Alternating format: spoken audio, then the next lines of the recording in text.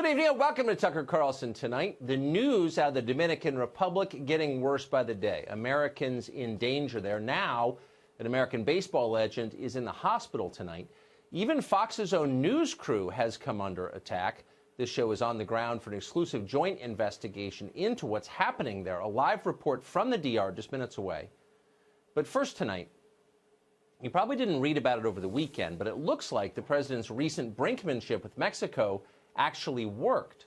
A week and a half ago, the president threatened to impose tariffs on all goods coming across our southern border until the Mexican government joins us to fight illegal immigration. Migration they have been abetting for years. Well, on Friday, they got the message and caved. The Mexican government will now deploy 6,000 troops along its southern border with Guatemala. And going forward, certain asylum seekers will wait in Mexico rather than the U.S. until their cases are resolved. Now, none of that is going to solve our illegal immigration crisis, but it is, at least potentially, a big help. And you'd think every American would be happy about it. But no. Democratic presidential candidates spent the weekend complaining about the deal and taking Mexico's side. Watch.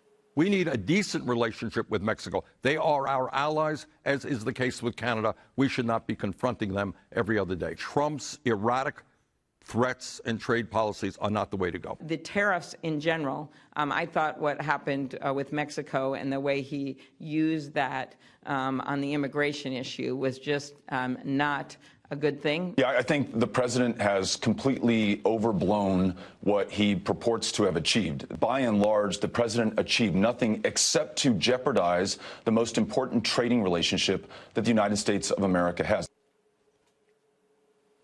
So, in case you're trying to follow the reasoning at home, by asking Mexico to stop encouraging an illegal invasion of our country, we're, quote, jeopardizing our relationship with Mexico, and it's our fault. Okay. But the dumbest and most extreme response came, as it always does, from Senator Cory Booker of New Jersey. Having a border at all, Booker explained, is very much like murdering people during the Holocaust. As much as he wants to make us afraid of people trying to come here escaping terror, not remembering, like, when we turned away other immigrants trying to escape terror, there was a ship that came here during World War II with a bunch of folks trying to escape the Holocaust, and we turned it around where they got killed in the Holocaust. With the shame of that, you think we would learn our lesson about people coming here to seek asylum, escaping terror. So how do you even respond to a statement like that? Maybe it's best to ignore it. But if you take 3 steps back, what do you conclude from rhetoric like this? Well, you probably assume the Democratic Party loves immigrants. But you'd be wrong. They don't. To the Democratic Party, immigrants are just a means to an end. And of course, the end is always the same: power. When immigrants to this country become pro-American and call for following our laws, as many do, by the way, the left turns on them too. It happens a lot. It's happening right now to a Gwinnett College professor called Fang Zhu. Zhu is a legal immigrant from China. He loves the United States. He strongly opposes illegal immigration here. For that, activists are demanding that he be fired from his job. Professor Zhu is not giving in. In fact, tomorrow night he'll join us on this show.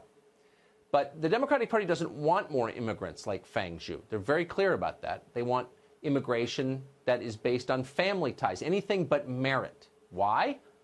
Because for the Democratic Party, the more desperate, the less skilled, the less educated a potential immigrant is, the easier to control, and therefore the better.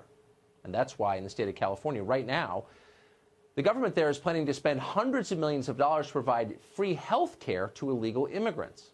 That, of course, won't help the state of California. It won't help millions of hard-pressed middle-class Californians, but that doesn't matter. Helping regular Americans stop being the agenda a long time ago.